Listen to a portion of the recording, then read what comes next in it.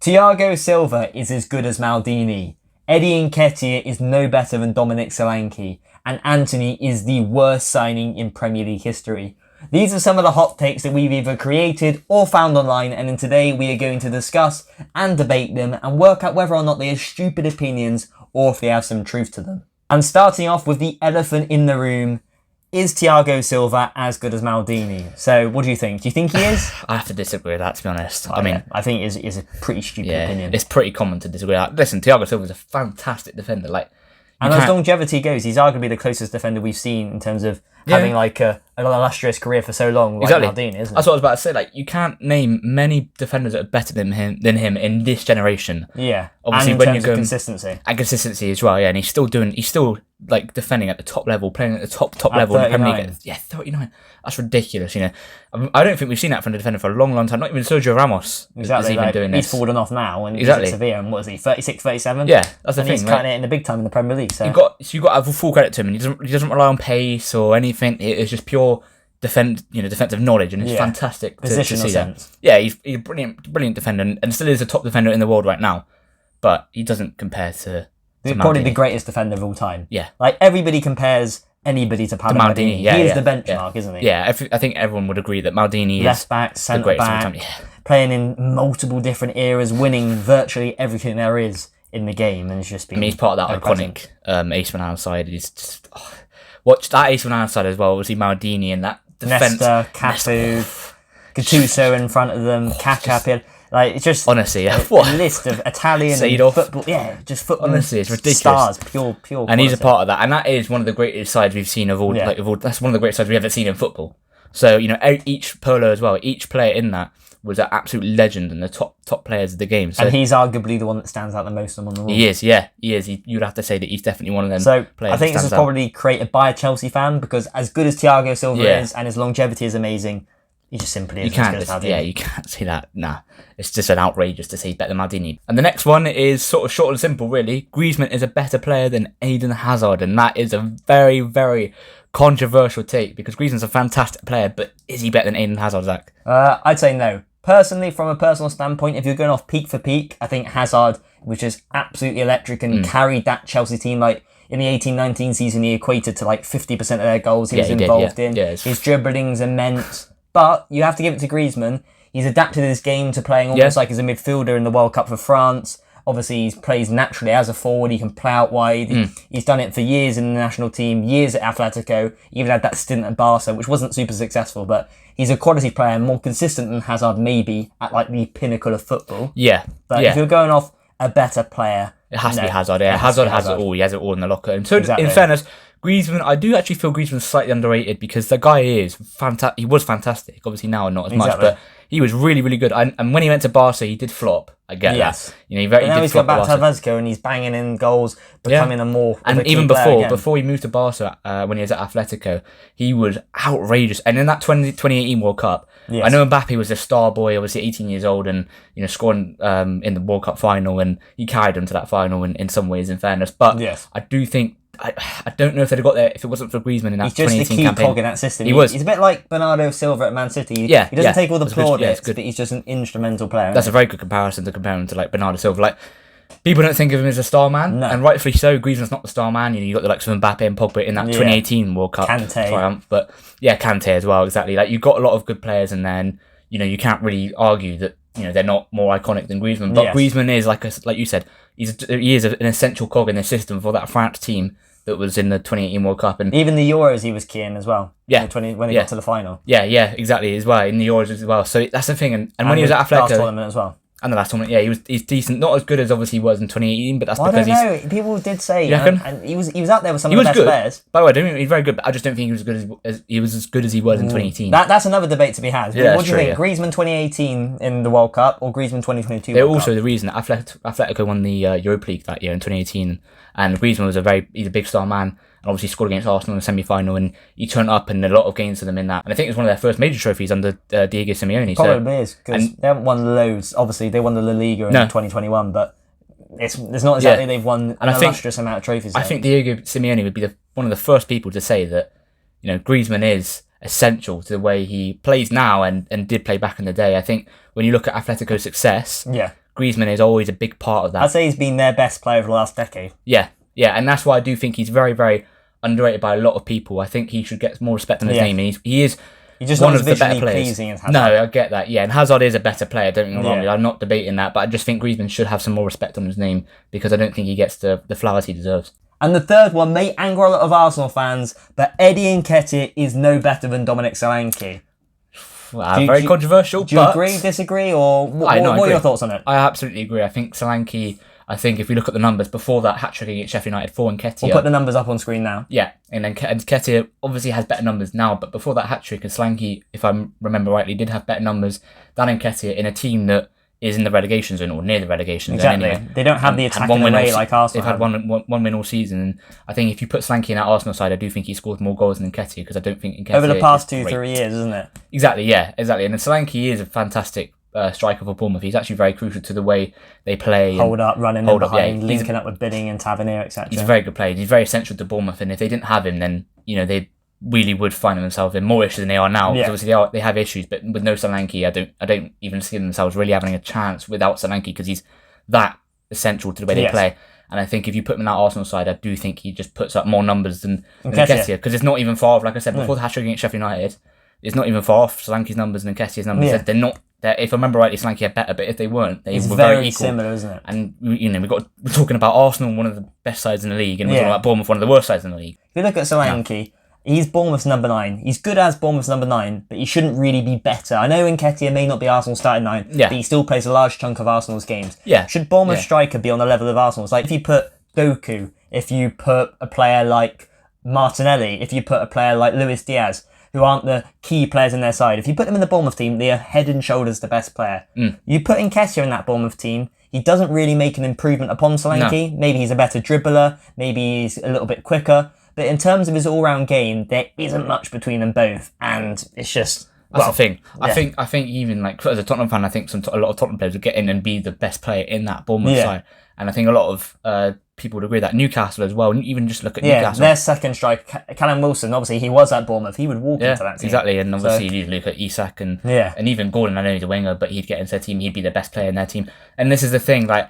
This shouldn't be happening with Arsenal, with the striker that they have in Nketiah. They shouldn't be having this sort of standard of striker where he's even being compared to Solanke. Exactly. When you're talking about Arsenal, a title contending team, a team that should realistically be winning the title this year after what happened last year, and the money they spent on top of that. He shouldn't be playing this amount of minutes. No, he shouldn't be playing this amount of minutes and then being compared to a Bournemouth striker. That's just, I know with all we due brought respect up to the Bournemouth, comparison, but when you look at the underlying numbers, there isn't much of a difference. And then you think about the quality of team they're playing in. Yeah. And Nketiah, he would be alright if he was like Origi was a few years ago for Liverpool, when he would come off the bench here and there. He wouldn't play large amount of minutes, because Origi was never really good enough to start for Liverpool, but off the bench, quality. Oh, he's fantastic. He's one of the best bench players of all time, isn't he? Realistically, the guy comes off the bench and scores a goal every time. Nketiah probably couldn't even do that. But what I mean is, Nketiah can come on and affect games here and there. But every time I seem to watch Arsenal, unless Arsenal fans can tell me different, Nketiah seems to play a large chunk of minutes.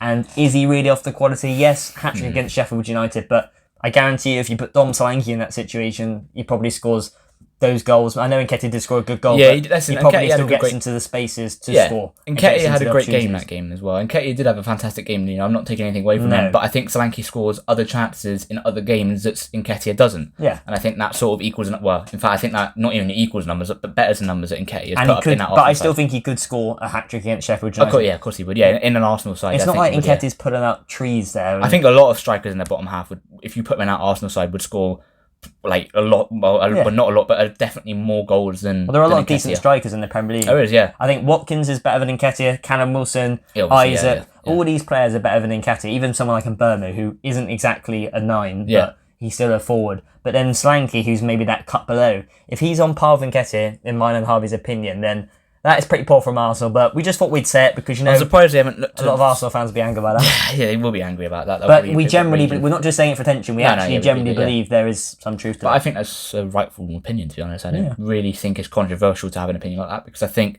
the numbers don't lie. Exactly, I think the numbers don't lie, and Arsenal fans should be the first to say themselves that Nketiah is not good enough for Arsenal, and he won't be that guy that's going to take you to a title. Because when Jesus is getting injured fairly regularly, because he's obviously not had a great injury record whilst he's been at Arsenal, and I don't think he had a great one at City either.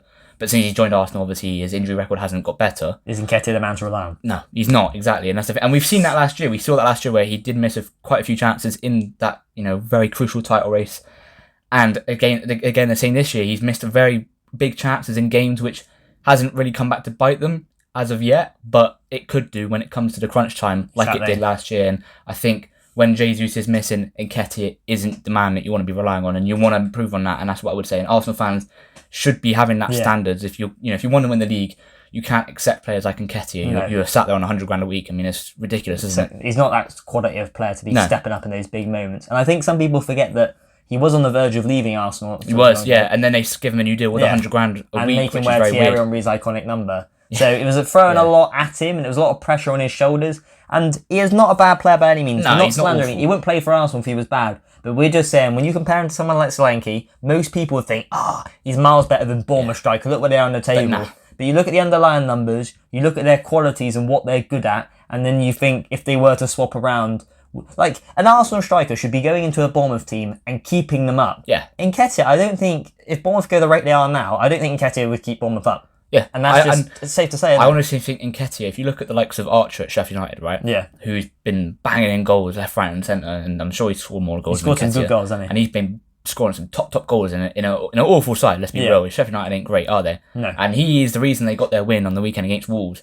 And Nketiah, he's sort of on that level. You could argue he's better, but you could argue he's worse. And that in itself is not great for Arsenal, is it? And like I said, if you want to keep the standards of Arsenal Football Club back in the day when they used to win titles and Invincibles and all these FA Cups and winning all these trophies, you've got to keep that standards, and you can't be having Nketiah sat on £100,000 a week on the bench. And I'm not sitting here saying to criticise every player, and if one player's bad, we're going to get him out. But the amount of games he's playing, the amount of minutes that's the thing. You've given him enough time, and he's 24 now. He's 24. He's not like 18, 19. At 24, you should be much more of a better player. And the next one is Erling Haaland winning the Ballon d'Or would have been a bigger disservice to football than Lionel Messi, and that is a very controversial take, because a lot of people do feel that Haaland should have won the Ballon d'Or, which they're rightfully so. He did win the treble and broke many records, scored a ridiculous amount of goals. So I think Haaland, a lot of people may have felt he should have won the Ballon d'Or, and I wouldn't sort of disagree with that. And Haaland winning the Ballon d'Or being a bigger disservice to football than Messi, I don't know about that. I mean, I don't think it's a disservice to give it to Haaland. I'd say Haaland and Messi, and for me, Rodri and Mbappe you can include, because I think those two have been really good. I think any of those four could have won it. Maybe Rodri and Mbappe, you may go like... I think Mbappe is... Had he won the World Cup, I think there'd be no debate. Yeah, someone said that. If Martinez didn't make that save, would it just been Mbappe's Ballon d'Or? I think, and that's I have to agree with how that. football can just change like that through one... Because a guy scored... Like, he scored a hat-trick in the biggest game of all time when it's a World Cup. All sports. All sports, not even just football. All sports. Not being biased, generally. The most viewers watch the World Cup. Exactly. I mean, it's loads of people watch the World Cup. And pressure on your shoulders. And Mbappe scored a hat-trick. And the quality of that goal, the one where he hit on the volley. It's ridiculous. In a normal game, you'd be applauding that, but doing it on the biggest stage of them all. So, I know he lost the game in the end, but that is one of the best individual performances I've ever seen. In terms of a small window, because he was granted, he was invisible. For most of the match. He's invisible for the first half and half the second half, but when he just switched up like that, and that's what the best players do, don't they? Exactly, that's what the best players do. They just switch up like that. You see Ronaldo, who when he went back in the day when he was in his prime, just would switch up, and obviously he had very good performances. But on the big moments, he might not be turning up, but then all of a sudden, boom, bang, goal, comes there, bang, goal. Exactly, and that's the thing, and he wins the game. And Mbappe almost did that, and with France for the World Cup, and I think had he done that, I think you are correct. I think won the Ballon d'Or. Yeah, I think that he would have won the Ballon d'Or, and obviously, unfortunately for Mbappe, he didn't. So, I'd say argue Mbappe is fair enough, and Rodri as well, very underrated player. But Haaland being a disservice is silly. I wouldn't say Haaland or Messi is a disservice to football. No. Rodri and Mbappe, they would make a lot of people have raised eyebrows. Everyone would be a bit sceptical. Why have they won it when Messi and Haaland are maybe the two standouts? Well, they are kind of the two standouts. But saying Haaland win it is a bigger disservice to football than Messi, wasn't it? No. You can make a case for both. 50-50, Messi, in my opinion. I think Messi, just because he carried his team to the World Cup. You look at that Argentina team, they would have never won it without Messi, whereas City, you put Alvarez instead of Haaland. I'm not saying they would have walked the whole league or they would have walked the cups, but I reckon they still probably won the treble. That's the case that many people put out, the fact that if Messi wasn't in that Argentina side, they wouldn't have won a World Cup, which they wouldn't have. They wouldn't have. No, and that Argentina squad was it was good, but it was a decent team, but it wasn't a that won the World Cup team. In 2018 was. Oh yeah. Level. And you've got the Spanish teams as well, like German teams that won it. They weren't on the level of that Argentina side, they weren't anywhere near the level of that Argentina side. They were far better. Yeah. Apart from obviously Messi, who is obviously the main man of the side, and I think Haaland winning the Ballon d'Or wouldn't have been a disservice, like I said, and I think it wouldn't have been. A lot of people have agreed with it. I'd agreed. If Haaland won the Ballon d'Or, I'd say fair enough. The fact that Messi's won it, I'd say, you know what, I can see why he's won it. People say as if it's a 7-game tournament, like it's the Copa del Rey, but it's not. It's the biggest competition in football, in sport. When Messi, because this is sort of going off topic, but when Messi won it in 2021, when he won that Ballon d'Or after winning the Copa America, I absolutely disagree to that. And I think Lewandowski should have absolutely won that after the year Copa America before. Isn't the same magnitude, is it? It's not. And Lewandowski won the treble the year before and then won the league, scoring 45 goals in like 29 appearances in the second season as well. I know he didn't win as much, but he still won the Bundesliga. And after the 2 years he had, he should have got that. And just because Messi won the Copa America, I wouldn't give it to him because the Copa America is nowhere near the level of the World Cup. But when it's a World Cup, I can see it more. And I don't think it's an absolute robbery for Haaland. I wouldn't say it's an absolute robbery. I think either players could have won it. And I know this is me sitting on the fence. This is me sitting on the fence, but I wouldn't. I just genuinely you can make a fair case for any of them. It's not. There's no conclusive winner. I think Messi personally, but it's so such fine margins. I think Haaland maybe was a little bit hard done by, but in some regards, because I think he should have.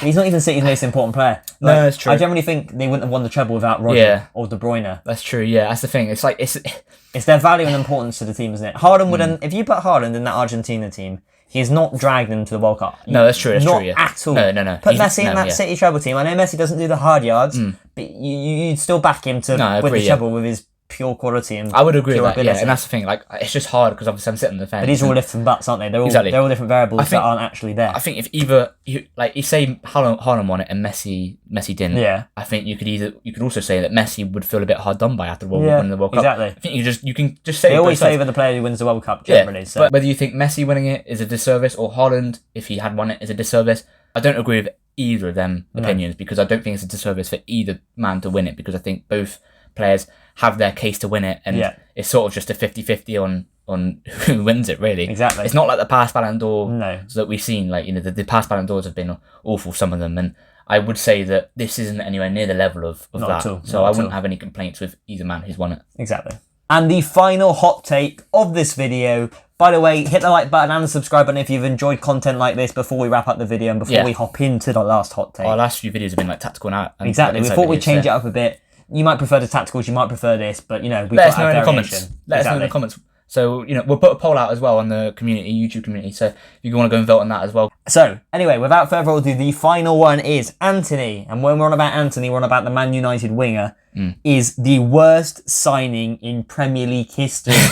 And off the bat, it sounds wild, and you may be able to make an argument for it, but in mine and Harvey's opinion, no. We think it's a pretty bad hot take. Yeah, I think Antony, I wouldn't...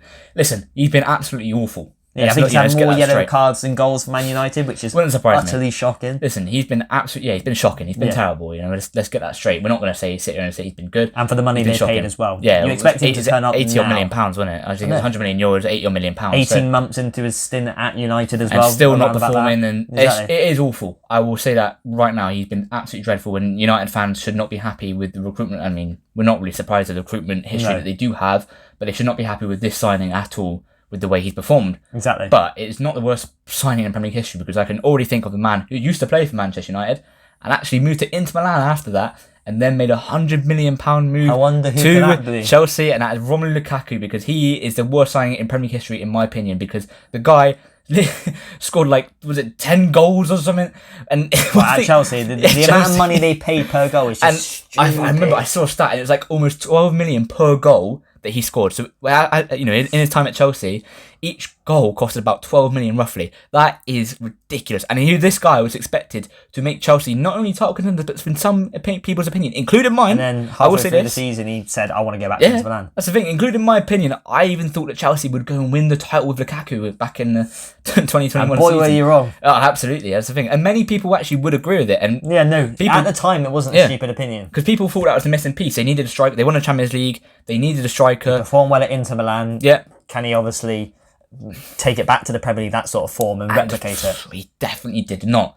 And that is, in my opinion, the worst signing in Premier League history. For the value for money, it's very hard to go back in the day, like before that, because obviously money was different back in the day, you know. It's hard to judge and hard to assess things. Lukaku didn't have definitely over the last 10 years, as far as I can recall in my head, there hasn't been a worse signing than that. No, that's the thing. And Lukaku had one good performance against Arsenal at the Emirates, and then that was it. And obviously he spoke about it in interviews, was disrespecting the club, disrespecting Tuchel, and it was just shocking, an absolute the whole thing. mess. And it's the worst signing in Premier League. At least Anthony's won a League Cup at United. I know it's nothing to shout about and tell everybody about, but at least he was involved in some sort of success there and contributed somewhat to them winning the trophy. But Lukaku didn't. This doesn't take away anything. And there's many others as well. He's still shocking signing. Oh, yeah, terrible. There's many others as well. But he still has time to become good, though. No, that's there true. Is that. He still can develop his game further, but I think his mindset isn't there. He's not a player who seems like when the going gets tough, he'll drag the team. No, he wouldn't. But he's not like a lazy player like Martial who just, I don't know, he just doesn't cover.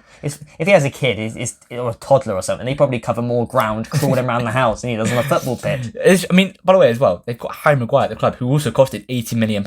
And I think he's been a much better signing than Anthony. I agree with that as well. Yeah, I would agree with that. I know he hasn't been great, but at the same time, he's still contributed to things. And I do think he's a better signing, if you play Maguire in a defence that isn't playing in an extremely high line and against an opposition that don't have quick attackers, he will eat up every ball into the box. I know I don't like United, but I'll defend Maguire somewhat because he does get unfairly scrutinised. He's just like Craig Dawson. Craig Dawson, solid Premier League defender, not worth £80 million and can't really play on a high line. But as far as defending goes, he's good at it. Jadon Sancho's another one.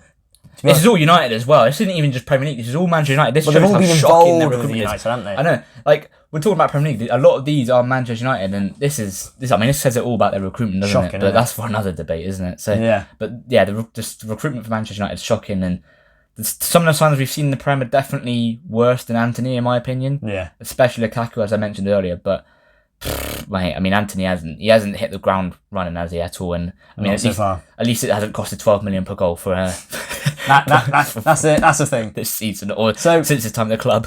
Is it a bad hot take? No, but at the same time, it is when you look at the other variables and the other sort of players and their scenarios. I'm sure there's many. Comment below the amount of the other bad signings we've seen in the Premier League. We might have not forgot off because obviously we're doing this off the cuff somewhat. That's the thing. We're talking about historically bad players. I'd even include a Tottenham player, and that Talkin'Ball. He's been absolutely shocking. I will say that, and he's been arguably just as worse as Anthony because he is really lazy. But that's just off of my head. I mean, there's loads of other players. So comment them below. I mean, I'm sure there's loads that we have missed out. And comment down below your worst ever signing in the Premier League because we would love to hear that. Anyway, guys, if you have enjoyed this video, like we said earlier on, hit the like button and the subscribe button. And like Harvey said, comment down below your opinion on who is the worst signing in Premier League history. Anyway, thanks for watching, and we'll catch you in the next one.